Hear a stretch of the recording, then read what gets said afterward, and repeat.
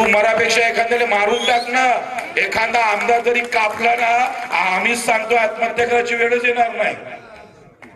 पण हे जातं मरतय, जाऊन बसलं जरी का नाही आत्महत्या केल्यापेक्षा त्या आमदाराच्या घरासमोर पूर्ण कपडे काढून बसायचं, कपडेच ठेवायचे नाही आणि सहाच्या घराच्या समोरून जाऊन मुताचं. काय फरक आहे? मेल्यापेक्षा परवडत नाही काय? हा धिगाणा जर सुरू केला ना तर सांगतोय मुतल्यानं काय फाळतोय सरकार. आपलं सरकार काय देऊन राहिलंय?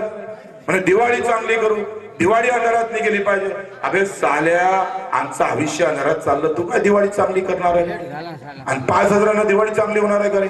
तुम्ही साल्या 2-2 लाखाचे फटाके फोडणार, आम्हाला 5,000 समाधान करणार, एवढे येडे आहे का आम्ही?